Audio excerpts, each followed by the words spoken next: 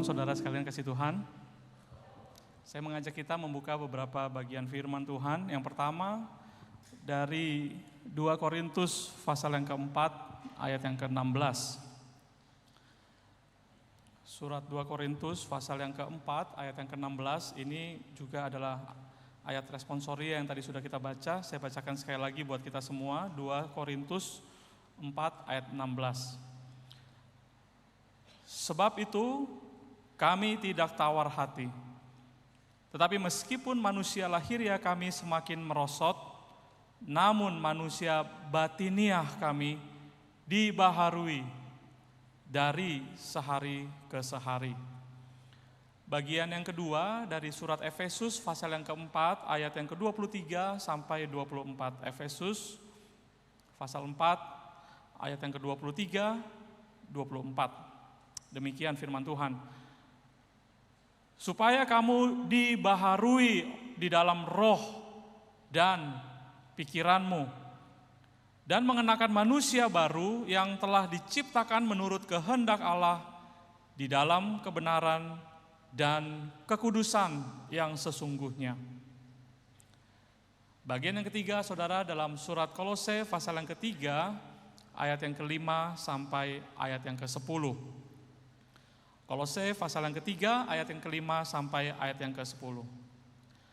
Karena itu matikanlah dalam dirimu segala sesuatu yang duniawi, yaitu percabulan, kenajisan, hawa nafsu, nafsu jahat, dan juga keserakahan yang sama dengan penyembahan berhala.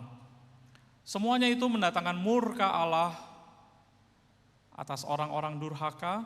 Dahulu kamu juga melakukan hal-hal itu ketika kamu hidup di dalamnya. Tetapi sekarang buanglah semuanya itu, yaitu marah, geram, kejahatan, fitnah, dan kata-kata kotor yang keluar dari mulutmu.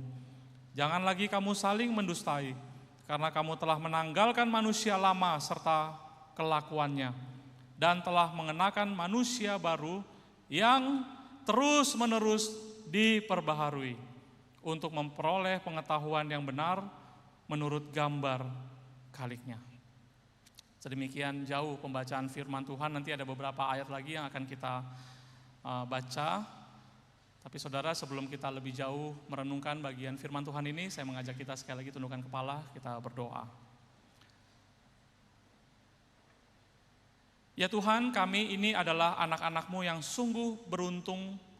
Oleh karena hari ini Tuhan berikan kepada kami kesehatan, kekuatan, dan kesempatan kami boleh menikmati hadirat-Mu di rumah-Mu ini ya Tuhan. Tuhan, tidak ada berkat yang lebih indah daripada kami boleh bersama-sama di dalam hadirat-Mu, menikmati keberadaan-Mu. Kami percaya Tuhan hadir di tengah-tengah kami. Itulah sebabnya Tuhan saat ini juga kami mohon Engkau juga berbicara kepada kami, sehingga hidup kami boleh mendapatkan arahan dari Engkau saja, sehingga hidup kami boleh ya Tuhan menjadi hidup yang semakin memperkenankan Engkau, semakin memuliakan nama-Mu. Berbicaralah ya Bapa, sebab kami anak-anak-Mu telah siap untuk mendengar. Kami berdoa dan bersyukur di dalam nama Tuhan Yesus. Amin. Saudara, kita sering tertarik kepada penampilan luar. Kita sering tertarik kepada apa yang tampak di luar.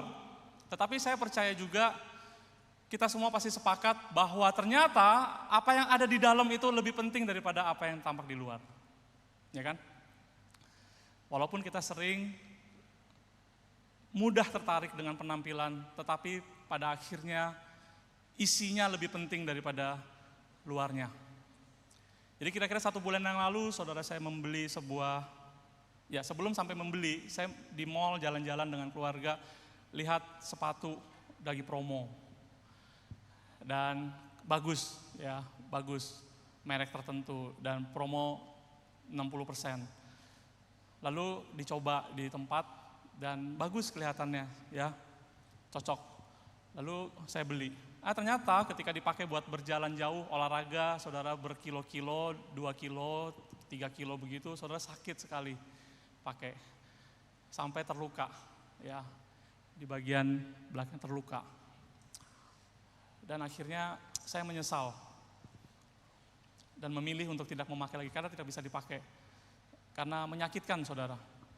Jadi kelihatan bagus, tertarik karena bagus, tetapi rasa, pengalaman, kualitas itu lebih penting daripada apa yang kelihatan di luar.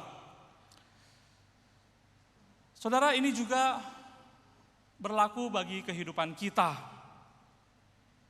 Ketika kita membaca perikop pertama yang saya bacakan di dalam 2 Korintus pasal 4, ketika Paulus berkata kepada jemaat di Korintus, kami tidak tawar hati, meskipun manusia lahiriah, tubuh jasmani, semakin hari semakin merosot.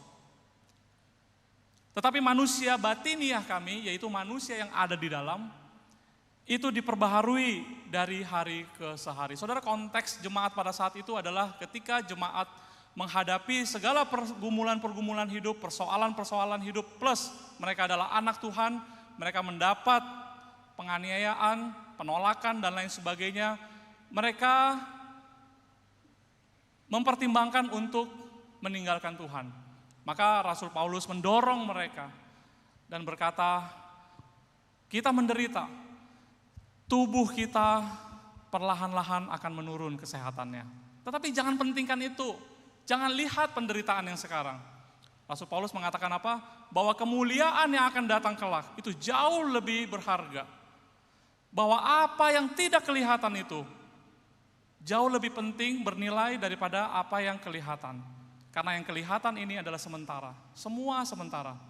Tetapi yang tidak kelihatan di situ adalah kekal. Nah saudara, itulah sebabnya Rasul Paulus mengatakan pentingnya kita memperhatikan manusia yang di dalam. Kalau Alkitab menerjemahkan itu manusia batiniah, itu yang di dalam saudara. Lebih penting daripada manusia tubuh fisik. Tetapi juga bukan berarti saya lagi bicara tubuh ini gak penting saudara.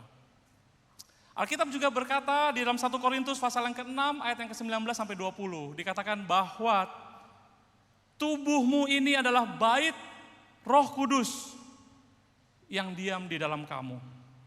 Roh Kudus yang kamu peroleh dari Allah dan bahwa kamu bukan milik kamu sendiri sebab kamu telah dibeli dengan harga yang telah lunas dibayar. Karena itu muliakanlah Allah dengan tubuhmu. Jadi saya juga sedang tidak mengatakan tubuh ini nggak penting, yang penting yang di dalam aja. Paulus di bagian lain berkata, tubuh kita ini adalah bait dari Roh Kudus.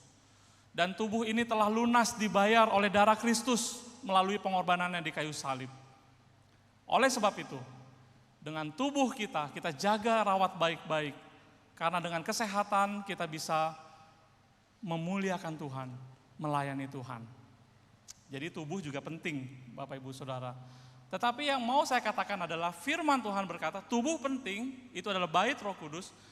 Tetapi hati dan pikirannya, apa yang ada di dalam tubuh itu jauh lebih penting.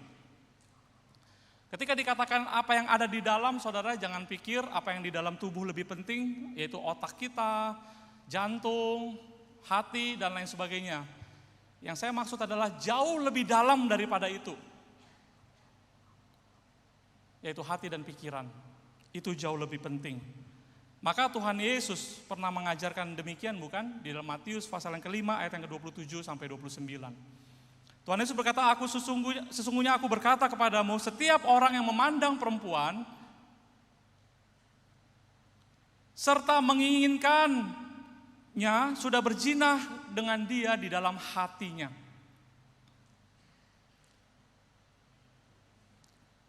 Jadi ada firman berkata jangan berzina, tetapi setiap orang yang memandang perempuan dan menginginkannya ada dalam hatinya, dia sudah berzina di dalam hati. Maka dikatakan jika matamu yang kanan menyesatkan engkau, cungkillah dan buanglah itu. Karena lebih baik bagimu satu anggota tubuhmu binasa daripada tubuhmu dengan utuh dicampakkan ke dalam neraka. Saudara, Tuhan Yesus juga memberi penekanan yang sama, bukan? bahwa yang di dalam kita, hati dan pikiran kita, itu jauh lebih penting daripada apa yang ada di luar, yaitu tubuh fisik kita. Kenapa saudara menjadi lebih penting? Yang pertama, karena di dalam hati kita, yang di dalam itu, hati dan pikiran kita, disitulah pusat kehidupan kita. Amsal 4:23, jagalah hatimu dengan segala kewaspadaan, karena dari situlah terpancar kehidupan. Di dalam hati kita dikatakan dan pikiran kita, di situ terdapat pusat kendali atas seluruh hidup kita. Tempat di mana semua informasi itu diolah, diproses, saudara. Hati dan pikiran kita adalah tempat di mana keputusan itu diambil. Hati dan pikiran kita, tempat di mana perintah itu keluar kepada seluruh anggota tubuh kita untuk melakukan apa yang sudah diputuskan itu di dalam hati dan pikiran kita. Jadi saudara, mari kita perhatikan hal ini baik-baik. Hati dan pikiran kita adalah pusat dari hidup kita. Pusat kendali ada di situ. Yang kedua, kenapa ini menjadi penting? Karena sumber masalah hidup kita terletak di situ juga. Sumber dari masalah hidup kita terletak di dalam hati dan pikiran kita. Saudara, hati dan pikiran kita adalah tempat di mana seluruh masalah hidup kita, seluruh persoalan-persoalan hidup kita itu diolah, diproses, dan coba ingin diselesaikan. Maka hati dan pikiran kita itu adalah tempat terjadinya peperangan atau medan pertempuran bagi rohani kita. Semua pencobaan-pencobaan yang datang itu diproses di dalam hati dan pikiran. Maka dosa pertama-tama kali terjadi di mana, saudara? Di hati dan pikiran kita. Itu menurut Tuhan Yesus tadi.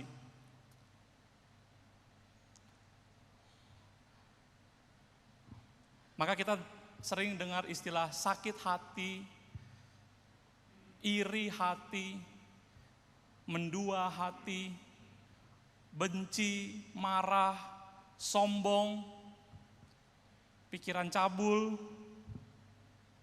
Itu semua yang saya sebut barusan adalah produk hasil dari pertempuran yang sedang terjadi di dalam kita, saudara. Maka Rasul Paulus sering bergumul tentang hal ini.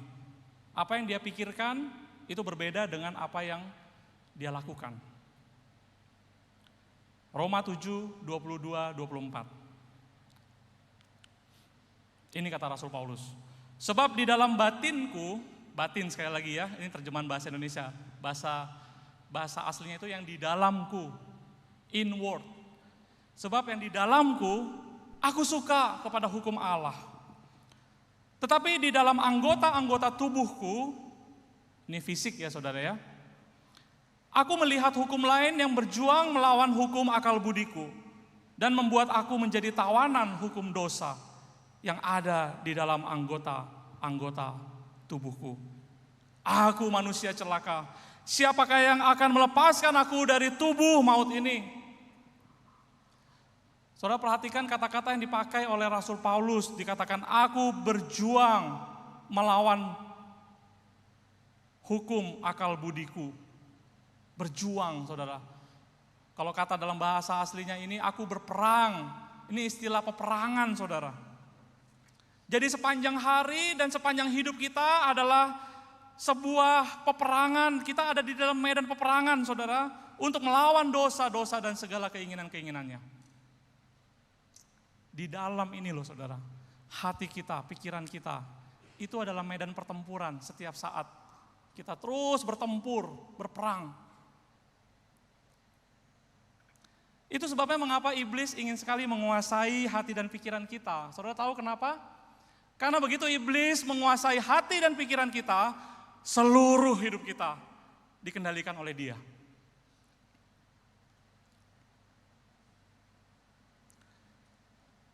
Dunia juga demikian.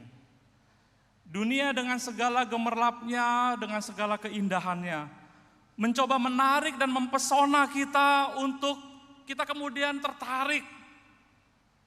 Dan kita mau menikmati semua kesenangan-kesenangan dunia yang fana ini. Padahal saudara di dalamnya kosong dan fana. Saudara tahu Boris Becker, seorang petenis yang luar biasa. Dia dalam usia 22 tahun dia juara Wimbledon, saudara, sebuah pertandingan perlombaan paling bergengsi di dalam dunia olahraga tenis. 22 tahun, dia dari Jerman. Boris Becker, saya yakin Bapak Ibu Saudara yang hidup di tahun 90-an itu pasti tahu siapa Boris Becker. Masih muda, sudah memecahkan rekor dunia. Dia pernah mendapat medali emas Olimpiade. 6 kali juara Grand Slam. Masih muda, dia sudah kaya luar biasa. Dia punya rumah, mansion, harga triliunan, saudara, nggak pernah dia tinggalin. Wah, saudara, kalau saudara pernah punya rumah impian, saudara bisa beli dengan harga mahal, saudara tinggalin nggak? Tapi dia pernah punya loh, satu puri mansion, terletak di Eropa. Dia nggak pernah tinggalin. Lalu dan dalam sebuah wawancara, dia katakan di puncak semua prestasi dan semua keberhasilan pencapaian-pencapaian kita, uang itu udah gak masalah buat dia, saudara. Tapi ironisnya, dia katakan dia sudah pernah mencoba bunuh diri 2 kali. Dia sudah ada di dalam sebuah situasi yang sama yang dialami juga oleh Michael Jackson dan Whitney Houston, dia katakan. Saya baru ngerti kenapa Michael Jackson itu minum terus obat penenang setiap hari. Kenapa Whitney Houston itu tidak bisa lepas daripada obat-obatan. Karena dia katakan, di puncak prestasi saya, setiap malam saya nggak bisa tidur.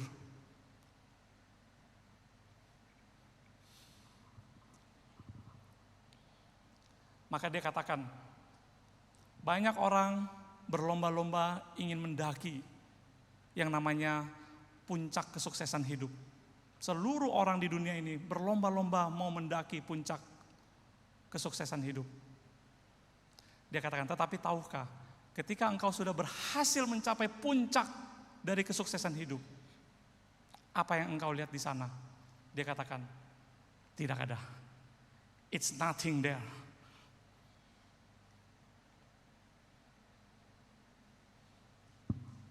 Dunia mencoba untuk menarik kita. Saudara waspada, hati dan pikiran kita lagi mau ditarik. Dunia ini begitu mempesona kita, padahal dalamnya kosong. Saudara, ironisnya kita sendiri seringkali tidak bisa begitu mengendalikan dan menguasai diri kita sendiri. Itu yang seperti Rasul Paulus katakan tadi, pikiranku, hatiku mau mentaati hukum Tuhan, firman Tuhan. Tetapi tubuhku ini selalu menjadi tawanan dosa. Aku manusia celaka, siapa yang dapat menyelamatkan aku dari tubuh maut ini? Maka hari ini saudara, dalam keadaan yang baik, mari kita sebagai murid Kristus, kita boleh memahami betapa pentingnya kita paham apa yang sedang terjadi di dalam kita, saudara. Karena yang ada di dalam ini, itu begitu menentukan akan jadi apa kita. Apakah hidup kita akan dipenuhi kemenangan demi kemenangan akan dosa?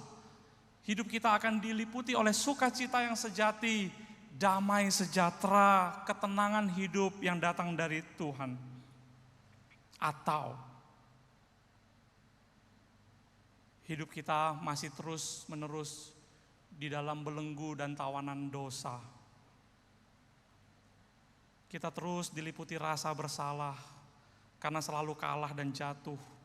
Hidup diliputi kesedihan, kepahitan, kegelisahan, dan kosong. maka kita harus waspada. Jaga hati kita dengan penuh kewaspadaan, kata Amsal tadi. Karena di situ terpancar kehidupan kita. Nah saudara, hari ini kalau firman Tuhan berkata, mari kita diperbaharui dari sehari ke sehari.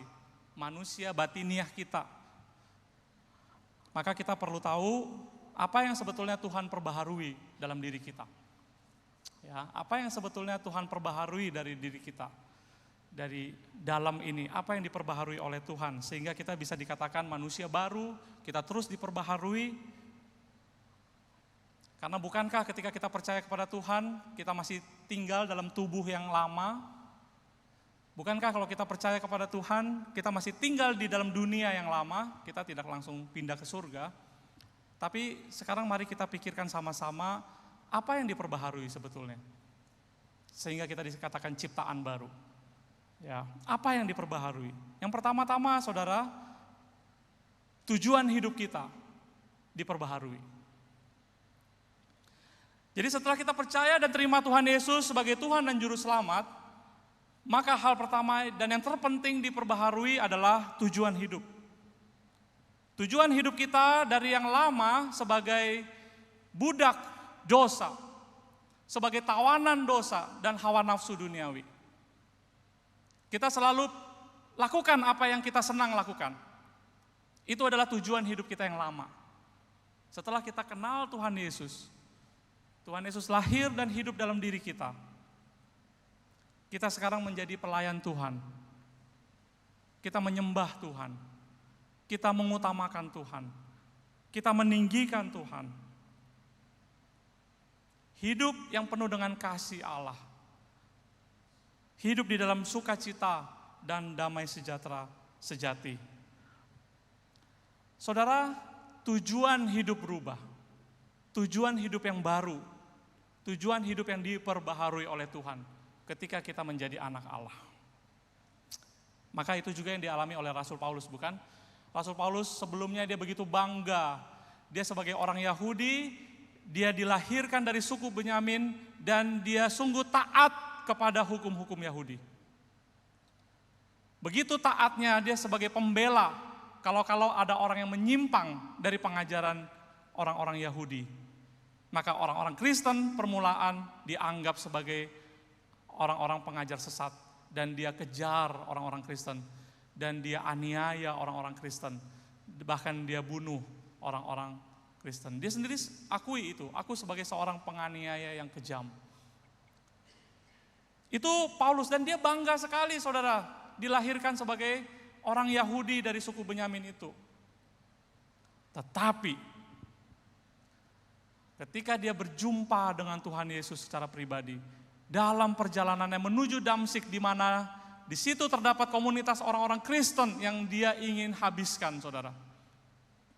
Ketika dia dalam perjalanan siang-siang hari bolong dikatakan, dia melihat cahaya yang terangnya lebih terang dari sinar matahari. Dia berjumpa dengan Tuhan Yesus. Maka sejak saat itu saudara, hidupnya berubah. Dimulai dari tujuan hidupnya berubah. Aku berlari-lari pada panggilan surgawi, dia katakan. Dia menjadi pelayan Kristus.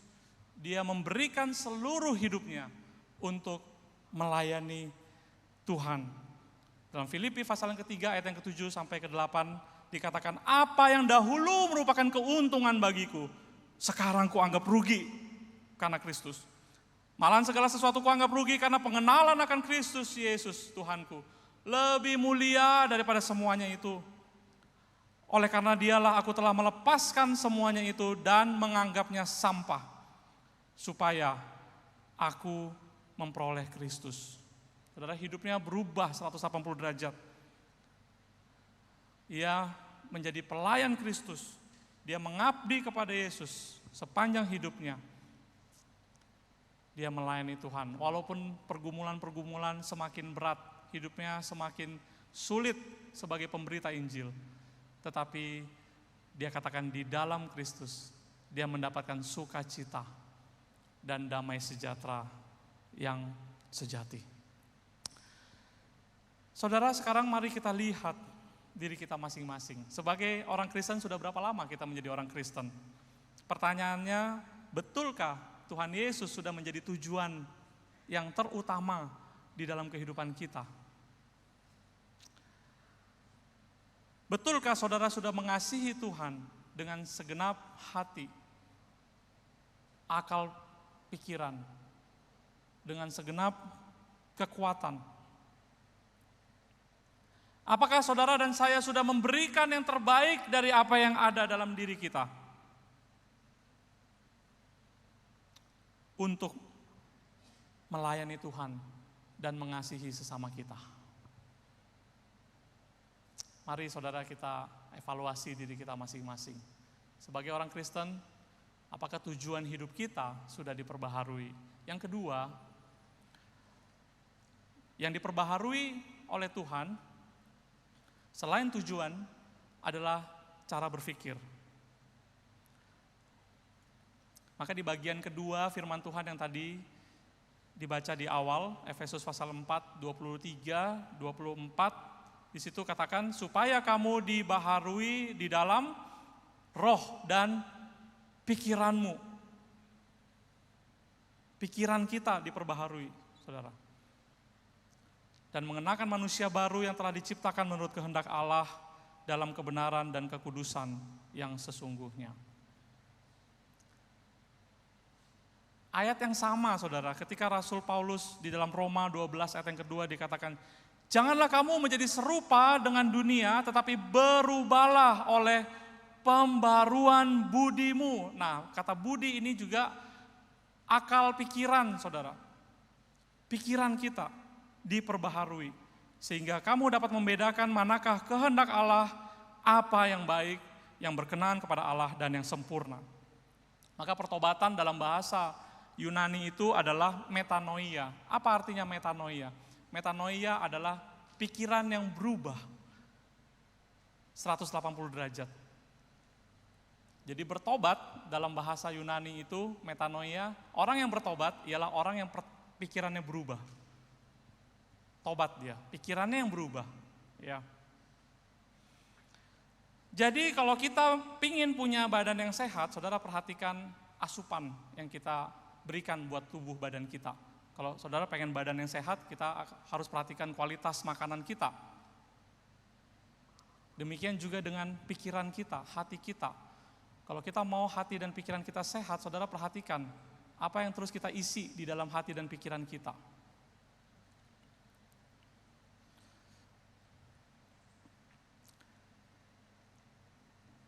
Kalau kita selalu isi pikiran ini dengan kebencian, dendam, balas dendam kepada orang-orang yang telah menyakiti kita, saudara, hidup kita akan terus terkungkung dalam lingkungan itu. Pagi, siang, malam saudara pikirkan itu, saudara gelisah, saudara marah.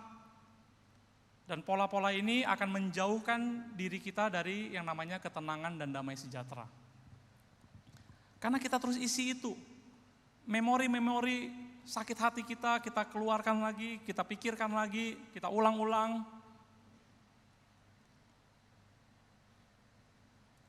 Kita terjerat di dalam jebakan hati dan pikiran kita sendiri.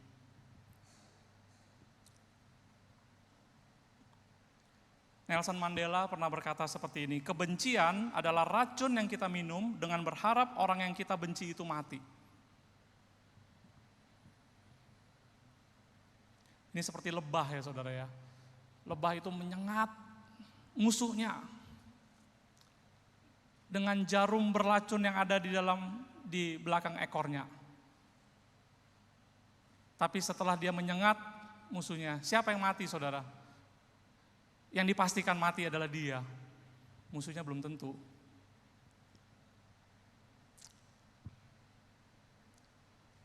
Maka penipu yang paling kita percaya adalah diri kita sendiri. Kita selalu isi pikiran kita dengan hal-hal yang seperti itu, saudara. Mari, kalau kita ingin memiliki hati dan pikiran yang diperbaharui, saudara, Saudara mulai isi hati dan pikiran itu dengan firman Tuhan. Matius 4 ayat yang keempat dikatakan Tuhan Yesus lagi dicobai oleh ular, saudara ya, di padang gurun. 40 hari berpuasa, lapar. Tapi Tuhan Yesus melawan pencobaan iblis dengan berkata, ada tertulis manusia bukan hidup dari roti saja, tetapi dari semua firman, dari setiap firman yang keluar dari mulut Allah. Artinya manusia bukan perlu makanan jasmani, tetapi jiwa manusia yang terdalam. Untuk terus hidup, untuk menghidupkan yang di dalam itu, manusia butuh semua perkataan yang dikeluarkan dari mulut Allah, firman Tuhan. Kalau kita mau rohani kita hidup, saudara, mari kita isi dengan firman Tuhan. Paulus berkata dalam Filipi pasal 4 ayat ke-8, semua yang benar, semua yang mulia, semua yang adil, semua yang suci, semua yang manis, semua yang sedap didengar, semua yang disebut kebajikan, yang patut dipuji, pikirkanlah semua itu. Itu yang harus kita isi, saudara, di dalam pikiran kita. Semua yang baik, semua yang benar, semua yang mulia. Pada waktu kelas katekisasi ada peserta bertanya, Boksu, kenapa anak-anak Tuhan, orang Kristen toh hidupnya juga susah? Kenapa jadi anak Tuhan? Malah ada yang orang anak Tuhan yang baik, rajin melayani, dia banyak dapat musibah. Apakah ini yang dikatakan sebagai kutukan, sial? Nah, bagaimana menjelaskan ini, saudara? Saya katakan semua kutukan karena dosa sudah dipatahkan oleh Tuhan Yesus ketika darah Kristus tercurah untuk menebus kita. Semua kutukan dosa sudah dipatahkan. Nah, sekarang bagaimana kita menjawab, bagaimana anak-anak Tuhan, dia aktif melayani Tuhan, dia dapat musibah, dia mengalami pergumulan-pergumulan hidup. Maka saya katakan, itulah sebabnya kita harus hadirkan Tuhan di dalam semua pergumulan hidup kita. Jangan tiadakan Tuhan di dalam semua persoalan-persoalan hidup kita. Hadirkan Tuhan di situ. Kenapa anak Tuhan mengalami kesulitan? Yang pertama, Tuhan hadir karena itu kehendak Tuhan. Kalau anak-anak Tuhan mengalami kesulitan hidup, itu kehendak Tuhan.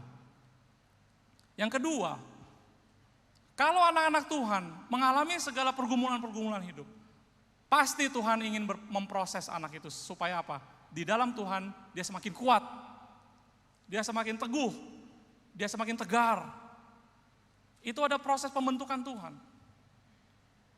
Yang ketiga, kenapa anak Tuhan mengalami hal-hal yang buruk? Karena Tuhan sedang bekerja melalui yang buruk itu.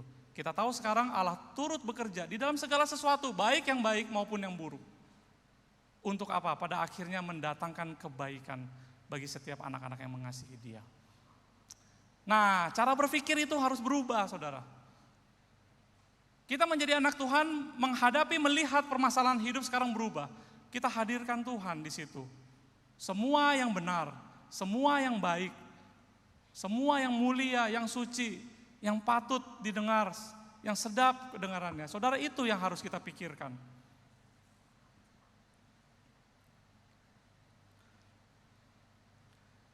Saudara, Mazmur 119 ayat 147 sampai 149. Daud dalam perjanjian lama berkata begini, pagi-pagi buta aku bangun dan berteriak minta tolong. Aku berharap kepada firman-Mu. Aku bangun mendahului waktu jaga malam untuk merenungkan janji-Mu. Dengarlah suaraku sesuai dengan kasih setia-Mu ya Tuhan. Hidupkanlah aku sesuai dengan hukum-Mu. Daud di dalam hidupnya selalu di dalam suasana yang tidak enak, saudara. Dia dikejar-kejar oleh Saul. Ketika dia sudah menjadi raja pun, dia dikejar-kejar lagi oleh anaknya sendiri bernama Absalom. Apa yang menjadi kekuatan bagi Daud? Firman Tuhan ini katakan, setiap pagi aku menyatakan seluruh pergumulanku kepada Tuhan. Dan aku mendengarkan firman Tuhan berbicara. Dia mengisi pikiran dia setiap pagi, saudara. dengan firman Tuhan. Dari situ jiwa dia dihidupkan, dikatakan. Dia mendapat kekuatan, jiwanya dihidupkan kembali. Permisi tanya, saudara, kita mengalami banyak pergumulan hidup, bukan? Tapi siapa di sini di antara kita yang setiap pagi kita isi dulu pikiran kita, hati kita dengan firman Tuhan, dengan relasi yang intim dengan Tuhan. Kalau saudara mau diperbaharui dari hari ke hari, kita nggak bisa lepas daripada disiplin rohani kita. Mari saudara kita perbaharui pikiran kita, mengisinya dengan firman Tuhan. Yang terakhir, apa yang diperbaharui oleh Tuhan adalah cara hidup kita. Jadi yang Tuhan perbaharui bukan tujuan hidup kita saja, yang Tuhan perbaharui bukan cara berpikir kita saja, yang Tuhan perbaharui dalam hidup kita adalah cara hidup kita. Ya, jadi dalam Kolose pasal yang ketiga, di perikop yang ketiga tadi yang saya baca di awal, di situ dikatakan, matikan segala sesuatu yang duniawi, percabulan, kenajisan, hawa nafsu, nafsu jahat, keserakahan. Buang itu semua, marah, geram, kejahatan, fitnah, kata-kata kotor. Jangan lagi kamu saling mendustai, karena kamu telah meninggalkan manusia yang lama, serta, perhatikan ini saudara, kelakuannya. Kita sudah meninggalkan manusia lama kita, serta kelakuannya, cara hidupnya, perbuatannya. Kita sudah tinggalkan itu saudara. Dan telah mengenakan manusia baru yang terus-menerus diperbaharui. Saudara, kita melihat bagaimana perubahan tujuan menyebabkan perubahan cara berpikir, yang harus menyebabkan juga perubahan sikap hidup kita, cara hidup kita. Jadi kalau kita sudah punya tujuan yang baru, kita sudah punya pikiran yang baru, harusnya kita sudah tidak lagi melakukan perbuatan-perbuatan manusia lama. Itu maksudnya saudara. Ketika dikatakan matikan itu artinya ada opsi. Kita bisa memilih untuk tidak melakukannya lagi.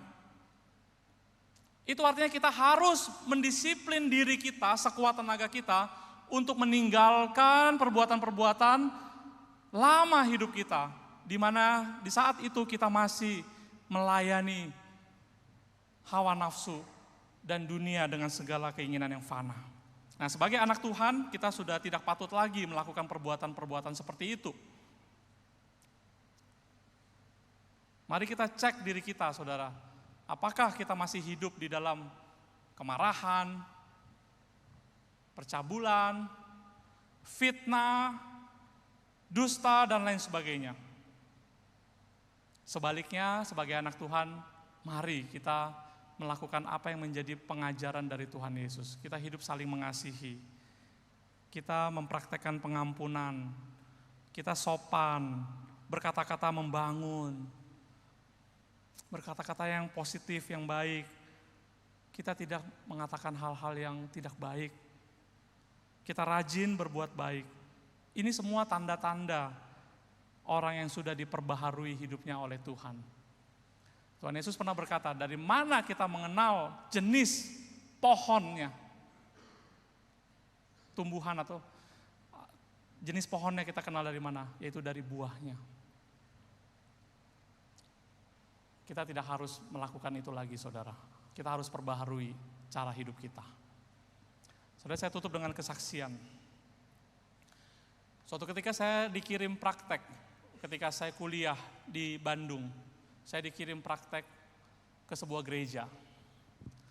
Di minggu pertama saya datang di praktek itu, saya diperkenalkan di depan jemaat. Selesai ibadah, kita ngobrol-ngobrol di depan gereja, di halaman gereja.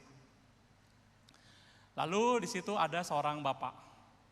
Bapak ini kelihatannya dia banyak ketidakpuasan terhadap gereja, dia kritik-kritik gereja, dia katakan hal-hal yang tidak baik tentang orang-orang tertentu di gereja itu, karena dia tahu saya orang baru di situ. Dia cerita dulu, ini si ini begini, begitu ya.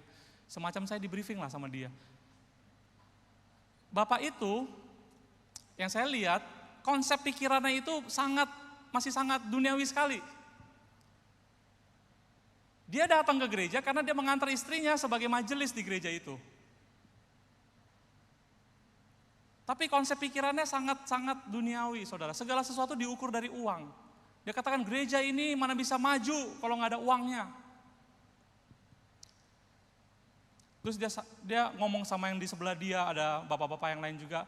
Ini hamba Tuhan ini diutus ke tempat ini. Kalau dia nggak dibayar dengan uang, mana datang dia ke sini? Waduh, sebenarnya saya pengen bilang gini, sorry ya. Kalau saya nggak dibayar oleh gereja ini, tapi karena saya diutus dari sekolah teologi ya, saya tetap akan datang ke sini. Saya pengen marahin tuh bapak-bapak itu. Tapi saya ingat lagi, saya kan mahasiswa praktek dan baru hari pertama saya menginjakkan kaki di situ, masa udah buat ulah? Saya cuma katakan, enggak kayak begitu, senyum-senyum aja begitu ya. Tapi dalam hati saya doain buat bapak ini, karena saya percaya kuasa doa, Tuhan mendengar doa. Sudah saya doakan bapak ini suatu hari bertobat. Benar, suatu hari pendeta mengajak beberapa jemaat pergi ke Korea. Jadi bapak ini diajak juga pergi ke Korea. Di Korea dia baru sadar, tadinya dia ngomong-ngomongin terus, gereja mah nggak mungkin lah kayak begini, mana mungkin doa pagi jam 5, begitu kan. Tapi di Korea dia ikut doa pagi yang di stadion lapangan sepak bola itu, saudara. Jam 4 subuh, jam 5 pagi, ribuan orang sudah berkumpul berdoa di situ memuji Tuhan. Udah kaget sekali, dia ikut beberapa hari di situ doa pagi di lapangan bola itu, saudara. Lalu di Korea dia lihat juga, majelis-majelis rendah hati ya. Jadi majelis itu pemimpin perusahaan, CEO dari perusahaan-perusahaan ternama, hari Minggu jadi supir, antar jemput jemaat. Lalu ada yang majelis-majelis hari Sabtu datang ke gereja, sapu pel gereja, bersihkan kaca jendela. Majelis-majelis dalam pikiran dia yang dulunya itu, majelis mah ini aja begitu ya, dia lihat sendiri, saudara. Ternyata ada ya orang-orang seperti itu. Tobat dia. Dia mengalami Tuhan di situ. Pulang dari situ, saudara, berubah hidupnya. Karena saya mahasiswa praktek tuh kalau di daerah gereja, saudara, termasuk koster. Jadi sebelum ibadah atau sesudah ibadah saya sapu-sapu, bawa pengki, bawa sapu, begitu ya. Jadi suatu hari saya lagi bersih-bersih gereja sebelum ibadah, datang dia. Dia bawa kain lap, dia bersihkan kaca jendela gereja. Saya bilang, apa yang terjadi? Dan saya dengar setelah saya tinggalkan tempat itu, karena saya praktek hanya beberapa waktu saja, akhirnya dia jadi majelis juga, dia melayani Tuhan. Tujuan hidupnya berubah ketika dia mengalami Tuhan. Cara berpikir dia berubah. Cara hidup dia berubah. Saudara saya berdoa, saudara dan saya, semakin kita menjalani hari-hari kita bersama dengan Tuhan, kita sadar kan, kita ini hanya sementara. Tubuh fisik kita terus menurun, sehebat apapun kita jaga. Tapi saudara, ada satu yang tidak bisa menurun, tetapi terus bisa semakin baik, semakin sehat, semakin kuat, yaitu apa yang ada di dalam hati dan pikiran saudara. Biarlah Tuhan terus perbaharui hidup kita, karakter kita diperbaharui, hidup kita semakin serupa Kristus. Kristus yang terutama di dalam hidup kita. Kita semakin berkenan dan memuliakan nama Tuhan. Amin. Mari kita berdoa.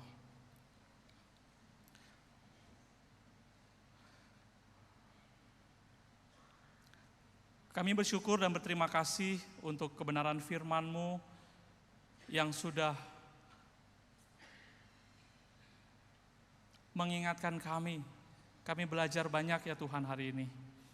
Kami mohon Roh-Mu yang kudus terus berbicara, menggelisahkan kami dalam hidup kami sehari-hari sehingga kami boleh kemudian mengalami pembaharuan demi pembaharuan yang Tuhan kerjakan. Materaikanlah segala firman yang telah kami dengar ya Tuhan. Kami mohon Roh-Mu yang kudus terus bekerja sehingga hidup kami semakin boleh memuliakan nama-Mu. Di dalam nama Tuhan Yesus kami berdoa. Amin. Tuhan memberkati kita.